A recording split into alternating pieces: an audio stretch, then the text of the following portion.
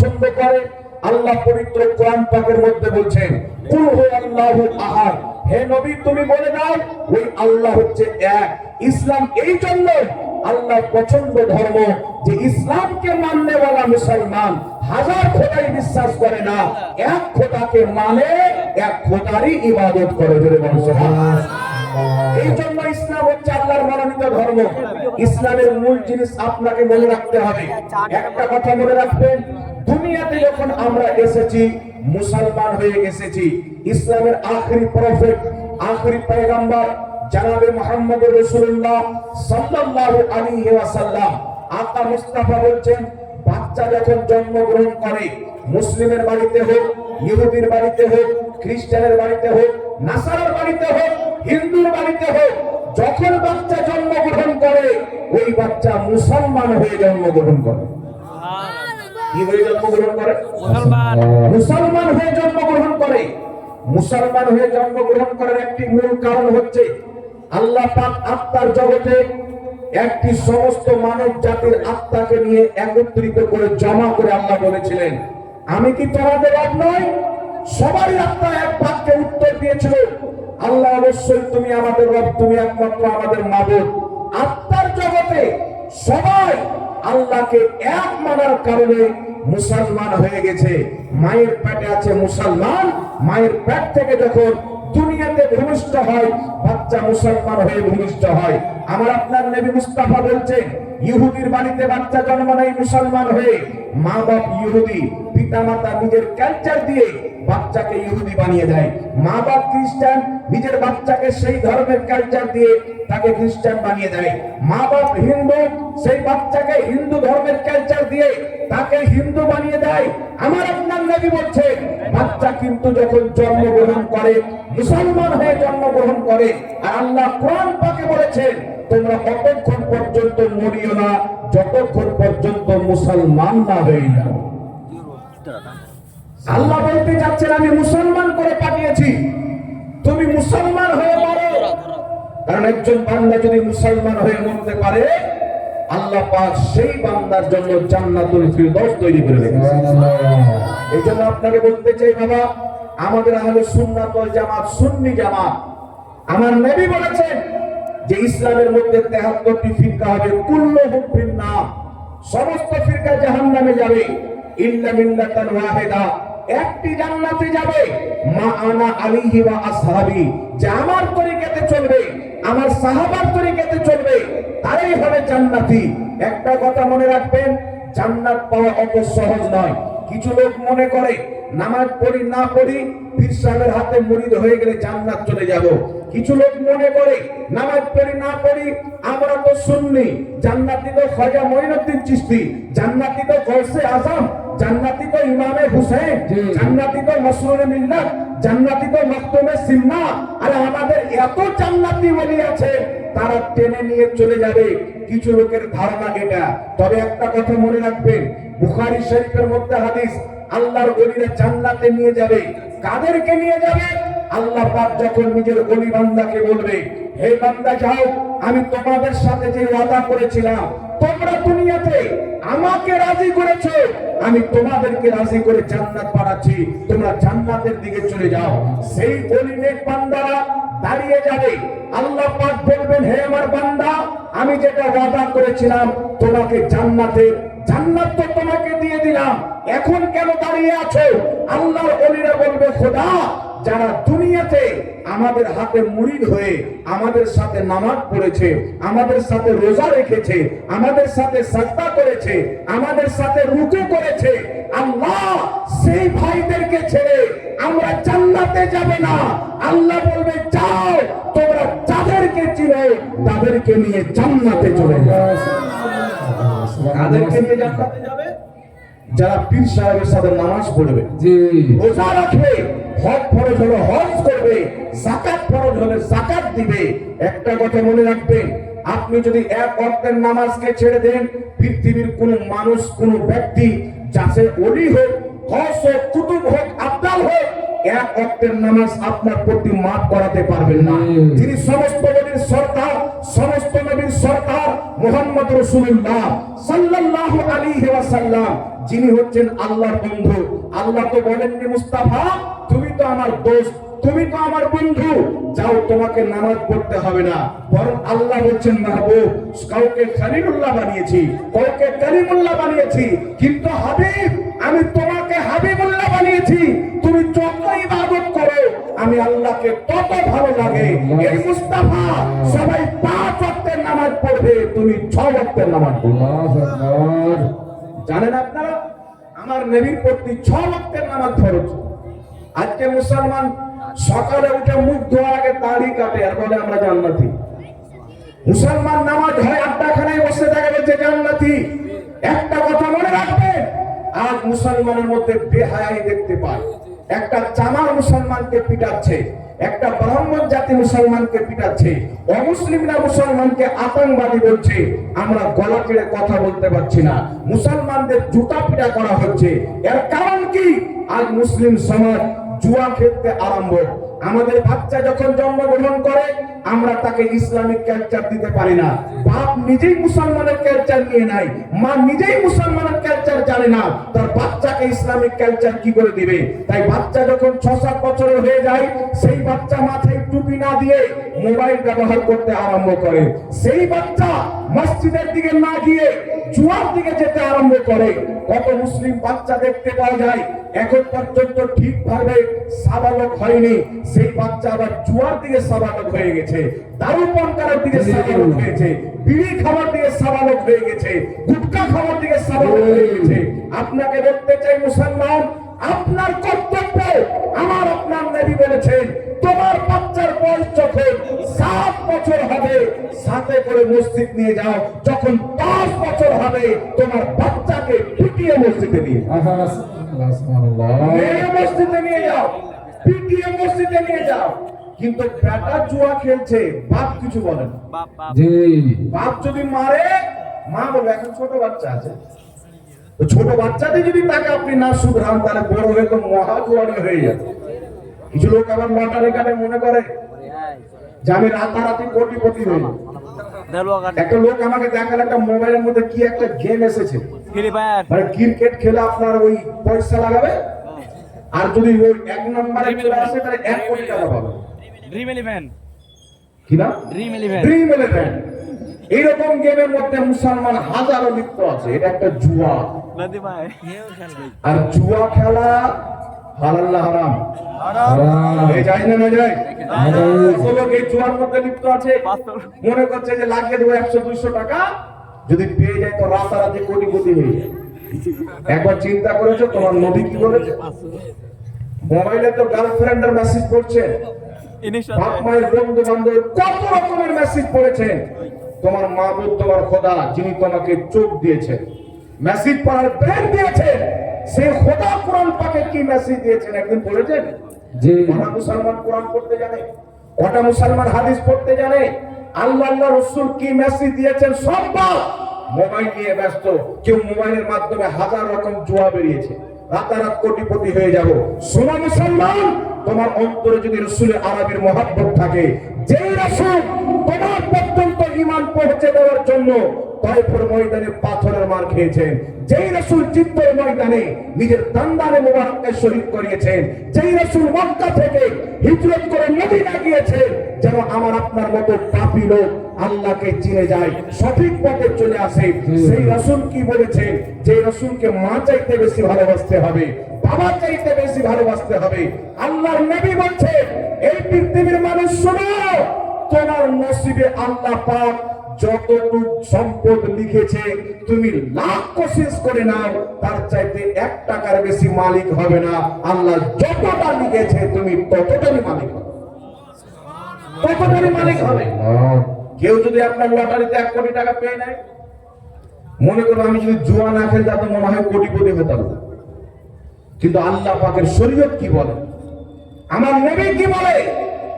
তোমার নসিবে যে কোটিপতি টাকা আল্লাহ লিখেছেন তাই তুমি পেয়েছো, তুমি হারাম রাস্তাকে আপন করেছো, তো হারামের মাধ্যমে পেয়েছো, 2 দিন সাবুর যদি করতে, জীবনে কোনো না কোনো দিন তুমি ওই কোটি টাকার মালিক অবশ্যই হবে। যদি আল্লাহ তোমার তকদিরে না রাখে, সারা জিন্দেগি যদি জুয়া খেলতে খেলতে কাটিয়ে দাও, টাকা পাবে? আর তোমার তকদিরে যদি থাকে তুমি হালাল পথেই চলো, হালাল পথে চলো।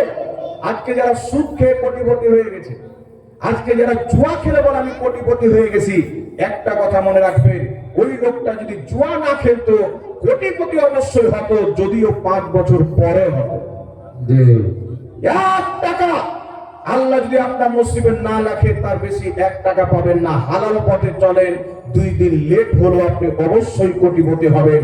যদি আপনার ভাগ্যে কোটি টাকা না থাকে, আপনি জীবনে হবেন না। এই ঈমান আমাদের রাসূলুল্লাহ আমাকে দিয়ে দিয়েছেন, আল্লাহ এই তরিকা ঈমান আমাদেরকে দিয়েছে। আর আমরা মনে করি জুয়া খেলে বড় লোক হয়ে যাব। একটা কথা মনে রাখবেন, তোমাকে আল্লাহ জুয়ার জন্য সৃষ্টি করেনি। তুমি যে কাজের জন্য জুয়া খেলছো, তুমি মনে করছো আমি জুয়া খেলতেছি পয়সাওয়ালা হওয়ার জন্য, একটা কথা মনে রাখবে, তোমার পাও, তোমার হাত, তোমার চোখ, তোমার নাক, তোমার শরীর, রাস্তায় যেমন একটা কুকুর মারা যায়, সেই কুকুর 3 দিন পর গিয়ে দেখবে, গন্ধে তার পাশে যাওয়া যাবে না। তার শরীরে এমন পোকা লেগে যায়, তার মাংসগুলিকে চিবিয়ে চিবিয়ে খায়। অনুরূপ ভাবে আপনি যখন কবরে চলে যাবেন, আপনার দেহের মধ্যে এমন পোকা লেগে যাবে, আপনার সুন্দর গালের মাংস কবরের পোকা চিবিয়ে চিবিয়ে খাবে, আপনার চোখের বুনগুলি কবরের পোকা চিবিয়ে চিবিয়ে খাবে, আপনার পুরো দেহতে এমন পোকা লেগে যাবে, যদি আপনার কবরকে খোলা হয়, কোন মানুষ আপনার কবরের পাশে দিয়ে যাবে না। কুকুর মরে যেমন গন্ধ করে, তার চাইতে বেশি গন্ধ মানুষের লাশ থেকে বের হবে। এই জন্য বলতে চাই, মুসলমান, তুমি কোনো জিনিসে অহংকার করিও না, গালত রাস্তাতে যেও না, ভুল পথে যেও না, গুনাহের কাজে যেও না। আল্লাহ পাক তোমাকে সৃষ্টি করেছেন, তুমি এক আল্লাহর প্রতি ঈমান এনেছো, রাসূল আরবীর প্রতি ঈমান এনেছো। তোমার আল্লাহ স্পষ্ট করে দিয়েছেন, আল্লাযীনা আমানু ওয়া আমিলুস সালিহাতি ফি রাউদাতিল জান্নাহ। আল্লাহ বলছেন, মুসলমান, তোমরা যারা ঈমান এনেছো, ভালো কর্ম করো, ভালো কর্ম করে কবরে এসো, আমি তোমার দেহে তো দেহ, তোমার কবরকে জান্নাতের বাগান বানিয়ে দেব। কিন্তু ফেরাদ ইসলাম আমরা আজকে কি করছি, আমাদের ছেলে পেলে জুয়া খেলতে ব্যস্ত। ওকে যদি জিজ্ঞাসা করেন এই জুয়া খেলা চাই না হারাম, বলবে হারাম। তো হারাম তুমি করছো তো কি মনে করছো আল্লাহ তোমাকে ছেড়ে দিবে? কোন মতে ছাড়বে না। রাসূল পাক বলেছেন, যেই ব্যক্তি চৌসার খেলে, লুডু খেলে, ক্যারাম বোর্ড খেলে, তারপর আপনার বিভিন্ন মোবাইলে ফ্রি ফায়ার গেম জুয়ো খেলে, এমন হলো তারা যেন যে এইগুলো জিনিসে হাত দিল, আল্লাহ নবী বলছেন সে সুয়ারের রক্ততে হাত দিল। সুয়ারের রক্ততে হাত দিল। আচ্ছা বলেন মুসলমান, এখানে অনেক বাবা আছেন যাদের সন্তান জুয়া খেলে, আপনি আপনার সন্তানকে কোনোদিন নিষেধ করেছেন? 2 থাপ্পড় লাগিয়েছেন? আপনার সন্তানকে শিক্ষা ভালো দেননি। যদি আপনি শিক্ষা দিতেন, আপনার সন্তান জুয়ারি হতো না, মসজিদের পাঞ্জাখানা নামাজি। যদি শিক্ষা ভালো দিতেন, আপনার সন্তান গান বাজাতো না, আপনার সন্তান স্টেজে নবী মুস্তাফার নাম পড়তো। এই জন্য শিক্ষা ভালো দিতে হবে। আল্লাহ তাবারাক ওয়া তাআলা পবিত্র কোরআনুল কারীমের মধ্যে 6666 আয়াতের মধ্যে প্রথম যে আয়াত নাযিল করেছেন, কোরআন পাকে কত সুন্দর সুন্দর আয়াত। আলহামদুলিল্লাহি রাব্বিল আলামিন, সুবহানাল্লাহ, সুবহানাল্লাহ, আল্লাহু আকবার, লা ইলাহা ইল্লাল্লাহ, মুহাম্মাদুর রাসূলুল্লাহ, সব কোরআন পাকে আছে। কিন্তু আল্লাহ পাক সর্বপ্রথম যে আয়াতটি অবতীর্ণ করেছেন, ইকরা, তোমরা পড়ো। পড়ার আয়াত কেন অবতীর্ণ করলেন? ইহুদিরা এত উন্নতি করেছেন, তারা ইসলামের 2টি জিনিসকে আপন করে নিয়েছেন, আর মুসলমান 2টিকে বাদ দিয়ে দিয়েছেন। আমার নবী বলেছেন, সম্পদ 75% হচ্ছে ব্যবসাতে, 100% এর মধ্যে 75% ধন সম্পদ দৌলত আল্লাহ ব্যবসাতে রেখেছেন। কথা বুঝতে পারছেন কি বন্ধু? কিন্তু মুসলমান ব্যবসা থেকে পিছিয়ে, মুসলমান পড়া থেকে পিছিয়ে। ইহুদিরা যখন দেখলো কোরআনুল কারীম প্রথম আয়াত ইকরা, অবশ্যই এর মধ্যে কোনো রহস্য রয়েছে। আমাদের মা বাবা, মা বোনেরা রান্না করার পরে বিড়ি বাঁধতে যায়, ক্যাথা সিলাতে যায়, ইহুদিদের মা বোনেরা রান্না করার পরে কিতাব খুলে পড়তে বসে। তার জন্য আজকে যে মাইকে আমরা বক্তব্য দিচ্ছি, এই মাইকের আবিষ্কার করনেওয়ালা হচ্ছে ইহুদি। मोबाइल आविष्कार करने वाला यहूदी, लाइट आविष्कार करने वाला यहूदी, বক্স আবিষ্কার করনে वाला ইহুদি, আমাদের মসজিদে যে লাউড স্পিকারে আজান হয় সেটাও ইহুদিরা আবিষ্কার করেছে, জালসাতে যে লাউড স্পিকারে বক্তব্য দেওয়া হয় এটাও ইহুদিরা আবিষ্কার করেছে। কারণ ইহুদিরা জানে যে মুস্তাফা জানে রহমতের শরীয়তে সর্বপ্রথম পড়ার কথা এসেছে, দ্বিতীয় নাম্বার ব্যবসার কথা এসেছে। তো ব্যবসা যে ব্যক্তি করবে আর নিজেকে শিক্ষিত করবে ওই ব্যক্তি অল্প যদি হয় তাহলে সারা পৃথিবীতে রাজ করতে পারবে। কোটি কোটি মুসলমান আর ইহুদি যদি ধরেন তো কয়েক কোটি মাত্র হবে। মুসলমানকে যদি একদিকে খাড়া করা হয়, ইহুদিকে একদিকে খাড়া করা হয় তো মনে হবে হাতির সামনে মশা। জি, এত অল্প, কিন্তু দেখেন সারা পৃথিবীতে তাদের রাজ চলছে মুসলমান। কেন? শিক্ষা। আমাদের বাচ্চা দেখছেন ছোট, হুজুর আমার ছেলে জুয়ারি হয়ে গেছে, শিক্ষা দাওনি বলো। আমার নবী যেটা শিখিয়েছেন আমরা তো সেটা করিনি। এই জন্য আপনাকে বলতে চাই, খাস করে বাচ্চারা, যুবক ভাইরা, আল্লাহর কাছে এখন পর্যন্ত তওবার দরজা খোলা আছে, তওবা করো, জুয়া খেলা বাদ দাও। মায়ের সাথে জিনা করা যেমন গুনার কাজ, জুয়া খেলাও তেমন গুনার কাজ। সুদ খাওয়া যেমন গুনার কাজ, জুয়ার টাকাও খাওয়া তেমন গুনার কাজ। এই জন্য আপনাকে বলতে চাই, নিজেকে গুনাহ থেকে বাঁচান, শারাব থেকে বাঁচান। কিয়ামতের ময়দান যখন হবে, জমিন তামার হবে। আল্লাহ পাকের হাবিব সাল্লাল্লাহু আলাইহি সাল্লাম বলেন, সূর্য মাথার উপরে হবে, পিপাসার কারণে মাথার মধ্যে যে আপনার মগজ আছে সেটা শুকিয়ে যাবে, জিহ্বা শুকিয়ে যাবে, কলিজা ফেটে যাবে, এমন পিপাসা লাগবে। ওই সময়তে কেউ যদি আপনাকে এক গ্লাস পানি সামনে হাজির করে, আপনার যদি 500 বছরের ইবাদত থাকে, আপনি বলবেন 500 বছরের ইবাদত নিয়ে যাও, মাত্র এক গ্লাস পানি আমাকে দিও। আমরা যখন রোজা রাখি, রোজা রেখে আসরের নামাজ পড়ে যখন একটু ঘুরতে যাই, রাস্তাতে নদীর পাশে যখন যাই, মনে করে রোজা যদি না থাকতাম পুরো নদীর পানি একাই খেয়ে নিতাম। এরকম মনে হয় কি হয় না যখন পেঁয়াজ লাগে বিকেলবেলা? তো যখন সূর্য আপনার মাথার উপরে থাকবে, মগজ আপনার শুকিয়ে আমচুর হয়ে যাবে, ওই সময়তে আপনি নাফসি নাফসি করবেন, আপনার কলিজা শুকিয়ে যাবে, পানি পাবেন না, পানি পাবেন না। ওই সময়তে কে পানি পান করাবে? আল্লাহ পাক কুরআনুল কারীমের মধ্যে বলেছেন, ইন্না আতাইনা কাল কাউসার, নিশ্চয় হাবিব আমি তোমাকে কাউসার দান করেছি। মুস্তাফা বলছেন কিয়ামতের ময়দানে জান্নাতি পেয়ালাতে করে আমি নবী আমার উম্মতকে পানি পান করাবো, কাউসারের জন্য। সুবহানাল্লাহ। আল্লাহর নবী বলছেন সেই কাউসারের পানির রং দুধ চাইতে বেশি সাদা, মধুর চাইতে বেশি মিষ্টি। ওই কিয়ামতের ময়দানে যেই ব্যক্তি একবার পান করবে তাকে দ্বিতীয়বার পিপাসা লাগবে না। এত বরকতময় জান্নাতি পানি। আল্লাহর হাবিব বলছেন, যেই ব্যক্তি শরাব পান করবে আমি রাসূলের হাতে হাউজে কাউসারের পানি পান করা থেকে আল্লাহ তাকে বঞ্চিত করে দিবে। যে দারু পান করবে ওই ব্যক্তি কাউসারের পানি পান করতে পারবে না। মহান রব্বুল আলামিন আপনাকে পানি পান করতে দিবেন না, রাসূলের পাক নিজেই দিবেন না। এই জন্য মুসলমান, দারুকে তোমার আমার আল্লাহ হারাম করেছে, জুয়াকে আল্লাহ হারাম করেছেন, আল্লাহ রাসূল হারাম করেছেন, মদ পান করাকে আল্লাহ রাসূল হারাম করেছেন। যদি সত্যিকারই আমরা আল্লাহকে ভালোবাসতাম, রাসূলকে ভালোবাসতাম, আমাদের বাড়িতে জুয়ারি থাকতো না, আমাদের বাড়িতে শরাব পান করেওয়ালা থাকতো না। আপনাকে বলতে চাই আর মুসলমানদের পুরো সমাজকে বলতে চাই, যদি আপনার সমাজে কোন ব্যক্তি দারু পান করে তাকে বসিয়ে তওবা তিল্লা করে ছাড়ান। যদি না ছাড়ে এই দারুখোরকে সমাজ থেকে বাদ দেন, সে যদি মরে যায় তার জানাজা পড়বেন। সে যদি মরে যায় ওর জানাজার নামাজেও শরীক হবেন। ঘৃণা করেন ঘৃণা, তবে এই জাতি শুধরা। মুসলমান মনে করছে ফকরে জান্নাত চলে যাবে। জান্নাত করে বাবার টিকিটে নয় বাবা, জান্নাত কেউ দিতে পারবে না। নামাজ হচ্ছে আল্লাহর হক, রোজা হচ্ছে আল্লাহর হক। দারু পান করলেন আল্লাহর হুকুমকে ভঙ্গ করলেন, জুয়া খেললেন আল্লাহ পাকের হুকুমকে ভাঙলেন। আল্লাহর হুকুমকে যদি আপনি ভাঙেন তো কোনো বান্দা মাফ করাবে না। আপনি আমাকে একটা থাপ্পড় মারলেন, ক্ষমা চেয়েলাম, আপনি মাফ করে দিলেন, আল্লাহ বলছে আমিও করে দিলাম। কিন্তু আল্লাহর হুকুমকে যদি ভঙ্গ করেন তো আল্লাহ আপনাকে মাফ করবে।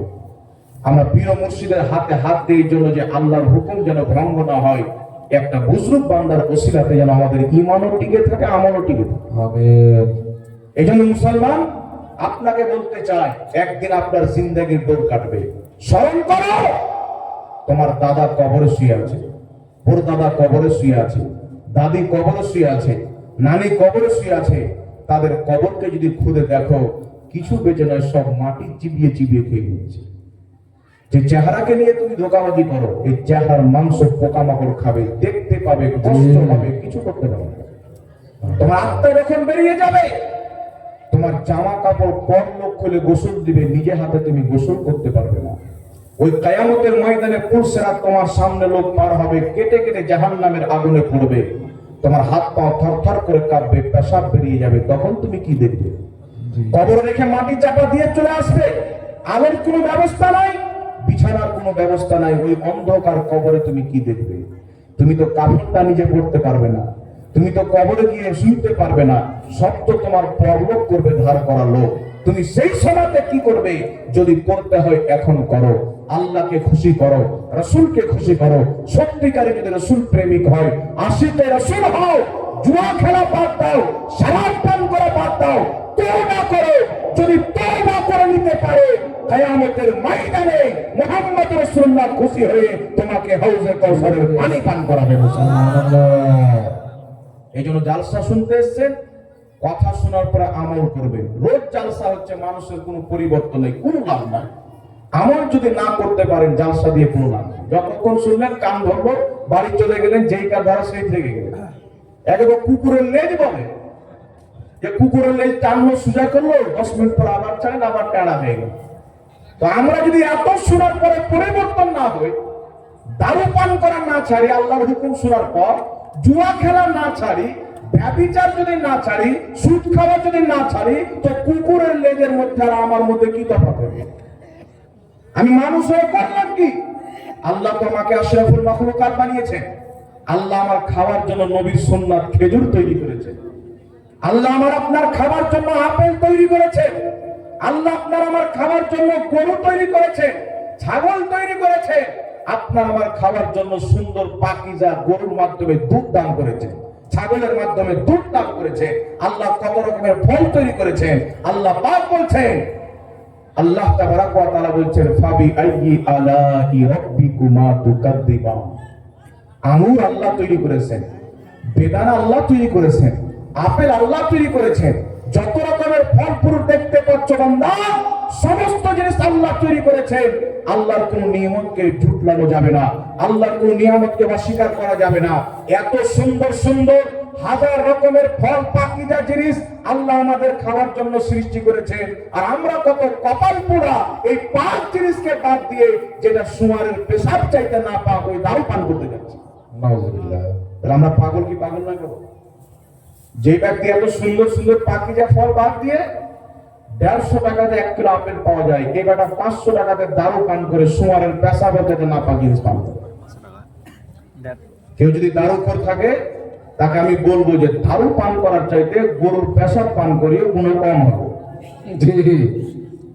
গুনাহ কম হবে। আর যেই ব্যক্তি দারু পান করে না, শয়তান যখন ওর মুখে পেশাব করতে আসে সকালে, ও চিন্তা করে যে এখানে পেশাব করবো কি করবো।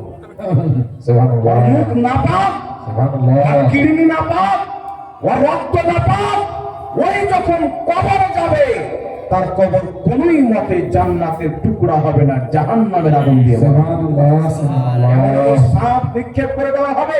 রাসূল পাক সাল্লাল্লাহু আলাইহি সাল্লাম বলেছেন, যারা হারাম খায়, সুদ খায়, দারু পান করে, কিয়ামতের ময়দানে তাদের পেটগুলি আপনার বিল্ডিং এর মতন হয়ে যাবে। তাদের পেটের মধ্যে বড় বড় সাপ, বড় বড় বিষাক্ত বিষাক্ত বিষাক্ত পোকামাকড় তাদের পেটে ভরে দিবে আল্লাহ। বিল্ডিং এর মতন পেট ফুলে যাবে, আর সাপ এই দিকে দংশন মারবে, বিচ্ছু এই দিকে দংশন মারবে। কিয়ামতের ময়দানে ছটপট ছটপট করবে। ফেরেশতা বলবেন, আল্লাহ কিসের সাজা? আল্লাহ বলবেন, হারাম খাওয়ার সাজা, সুবহানাল্লাহ, সুদ খাওয়ার সাজা, মদ পান করার সাজা। এই জন্য আপনাকে বলতে চাই মুসলমান, ওই কিয়ামতের ময়দানে যখন আমাদের মাথার উপরে সূর্য থাকবে, পিপাসার কারণে কলিজা ফেটে যাবে, ওই সময় নবীর হাতে হাউজে কাউসারের পানি চাই কি চাই না? জি, এই আমরা চাই কি চাই না? একটু জোরে বলেন। চাই। কাউসারের পানি লাগবে কি লাগবে না? দরকার আছে কি নাই? তাহলে দারু পান করে ছাড়তে হবে কি হবে না? অবশ্যই। যারা আজ পর্যন্ত পান করেছেন, আল্লাহ পাকের তওবার দরজা খোলা আছে, তওবা করেন। হঠাৎ করে খবর পাবেন সূর্য পূর্ব দিকে নাই, পশ্চিম দিকে উঠেছে, তোবার দরজা বন্ধ হয়ে যাবে, মাথা ঠুকবেন, চান্স পাবেন না। কবরে যখন যাবেন আল্লাহ আপনার গুনাহগুলিকে আপনার সামনে পেশ করে দিবেন। আপনি মাথা ঠুকবেন, বলবেন আল্লাহ একটা সুযোগ দিয়ে দাও, ফ্যামিলিকে ছেড়ে দিয়ে, বাচ্চাকে ছেড়ে দিয়ে, স্ত্রীকে ছেড়ে দিয়ে জঙ্গলে গিয়ে না খেয়ে না দিয়ে শুধু তোমার ইবাদত করবো, একটা সুযোগ দাও। পৃথিবীতে দ্বিতীয় সুযোগ আপনাকে দেওয়া হবে, দ্বিতীয় সুযোগ দেওয়া হবে না। চিন্তা যদি করতে হয় এখন করো মুসলমান, ভাবনা যদি করতে হয় এখন করো। এই জন্য আমি বলতে চাই, যারা জুয়া এতদিন খেলেছো, জুয়া খেলেছে, আপনারা শুধু তওবা নয়, মানুষকে সাক্ষী রেখে তওবা করেন। গ্রামে আলিম ওলামা আছে, ইমাম সাহেব আছে, তার কাছে গিয়ে তওবা করেন, ইমাম সাহেব সাক্ষী হয়ে যান, আজ থেকে আমি জুয়া খেলবো না, আজ থেকে আমি শরাব পান করবো না, আজ থেকে আমি সুদ খাবো না। আল্লাহ যদি আপনার তওবা কবুল করে নেয়, আপনার বেড়া পার হয়ে যায়। জি, আমরা খাজা মঈনুদ্দিন চিশতি রাহমাতুল্লাহ আলাইহি উরুস পালন করছি, কারণ ইনারা ছিলেন আল্লাহর ওলি, তাই তো? জি, আল্লাহর ওলি। আমরা বলি আমরা ওলি, আউলিয়াকে মানে জান্নাতে চলে যাব, মানে মনে হচ্ছে যে জান্নাত আমাদের নামে রেজিস্ট্রি হয়ে গেছে। কিছু লোক এটা মনে করে জান্নাত মনে হয় রেজিস্ট্রি হয়ে গেছে। কেউ হচ্ছে মুরিদ হয়ে যায় জান্নাতে হয়ে গেলে। মুরিদ হয়ে পীরের কথা মানবেন। পীর সাহেব কি বলেন? 5 ওয়াক্তের নামাজ পড়বো, হারাম থেকে বাঁচবো, হালাল পথে চলবো। পীর সাহেবের হাতে যেই কথার ব্যাগ গ্রহণ করলেন, এই যে পীর সাহেব ব্যাগ করে আপনাকে, এই ব্যাগ আমার নবী সাহাবাকে করাতেন। কুরআনুল কারীম সূরা ফাতহা আয়াত নাম্বার 10। কিন্তু আগাছা মাতাল মৌলবি বেরিয়েছে, এরা বলতে চায় পীর বলতে ইসলামে কিছু নাই। দেখবেন কলকাতার দিকে একটা ভাদর মাসের কুকুর বেরিয়েছে, ওর 7 নাসল পর্যন্ত আমার নাম যদি শুনে নেয়, তো পিলাই পর্যন্ত চমকে যায়। সুবহানাল্লাহ। আর বাপ যদি মরে কবরে পর্যন্ত থরথর করে কাঁপে। কারণ আমরা হচ্ছে বাবা খাজা মঈনুদ্দিন চিশতির সৈনিক, খাদিম, যে পৃথিবীর এক বাদশা, যে হাজারো সৈনিককে যখন দাঁড় করিয়ে দিল, যে পানি দিব না, খাজা মঈনুদ্দিন চিশতি নিজের পাওয়ারটাকে ইশারা করলেন, আনা সাজার পানি একটা গটরের মধ্যে দাখিল করে দিল। তো কিছু লোক বেরিয়েছে মার্কেটে, এক মৌলবি বললাম মানে যে ভাদর মাসের কুকুর ফাল ফাল ফাল ফাল করে, আর ভাত দেখবে তো মনে হবে পৃথিবীতে একটাই জ্ঞানী মৌলবি আল্লাহ তৈরি করেছে। তোমাকে যখন চ্যালেঞ্জ করবে, তোমার বাপ পর্যন্ত থরথর করে কাঁপবে। জি, একটা কথা মনে রাখবেন, আমরা সুন্নি হানাফি মুসলমান। 200 বছর থেকে, যতদিন থেকে ওয়াহাবি মতবাদ জন্ম নিয়েছে, আমাদের পূর্বের আকাবিরদের সাথে তারা মুনাজারা করেছে, হাজার জায়গাতে পালিয়েছে, আজকেও পালাচ্ছে, কিয়ামত পর্যন্ত পালাবে। এদের কারখানে মোবাইল পর্যন্ত ঠিক আছে, ওর বাবার এলাকা পর্যন্ত ঠিক আছে।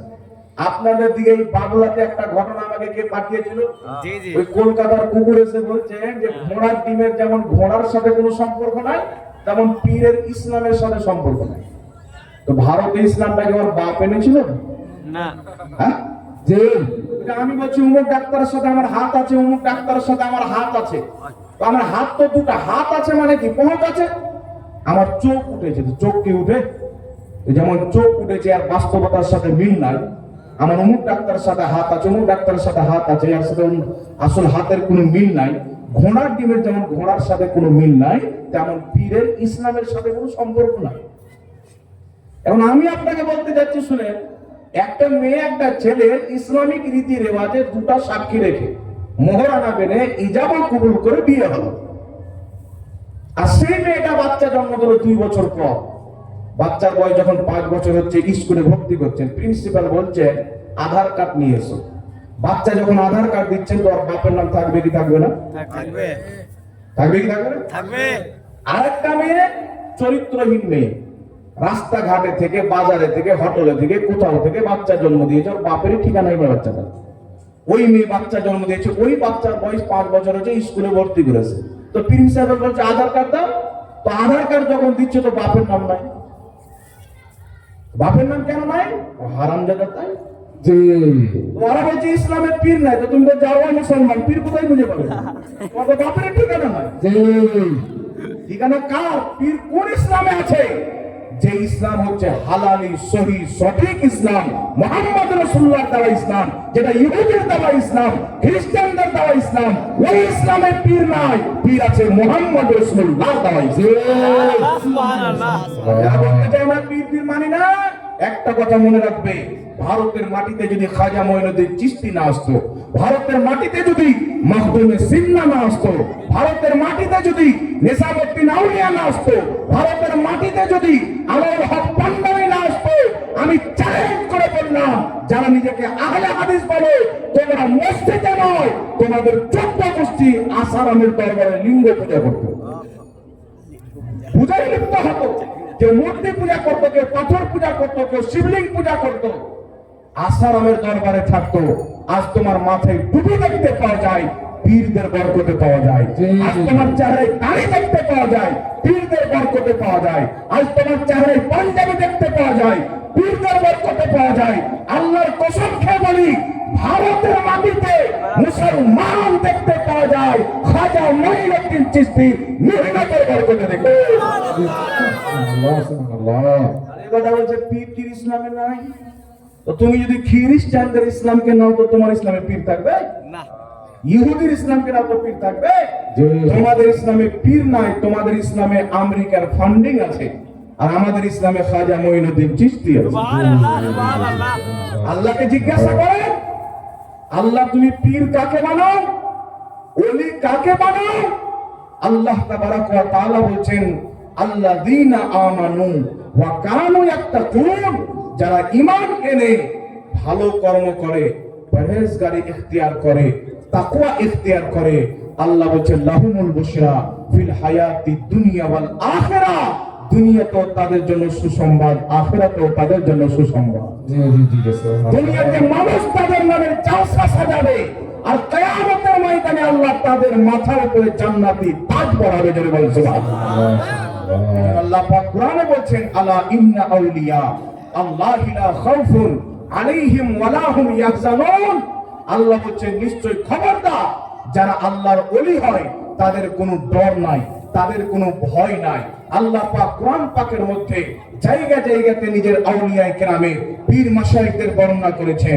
এইবার যারা পীর মানে না, যারা পীর মানে না, বলেন তো বাবা, মায়ের যদি বিবাহ না হয়, সন্তান হয়, তাহলে তার আধার কার্ডে বাপের নাম থাকবে না। আর যদি ইসলামের 72টি জাহান্নামী ফিরকা হয়, তাদের দলে কোনো ওলি থাকবে না।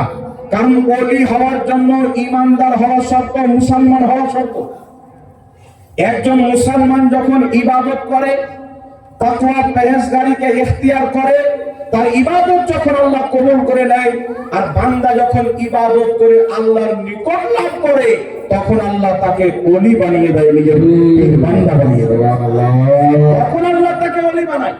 এরা বলছে আমরা ওলি মানি না, ওলি মানি না, ওলি মানি না। তো তোমার জামাতে ওলি থাকবে দেখি তো? তুমি তো মুসলমানই নয়। তোমার মৌলবি বলছেন নবীর মুখ দিয়ে দুর্গন্ধ বের হতো, পাক্কা কাফির। ওই যে নবী কিয়ামতে ফেল ফেল করে তাকিয়ে থাকবে, আমার নেকির পাল্লা ভারী হচ্ছে না গুনার পাল্লা ভারী হচ্ছে, মুসলমান না। তো তোমরা তো মুসলমানই নয়, তো তোমার দলে পীর কি করে হবে? আরে ওলি তো ওই জামাতে হবে যেই জামাত জান্নাতি হবে।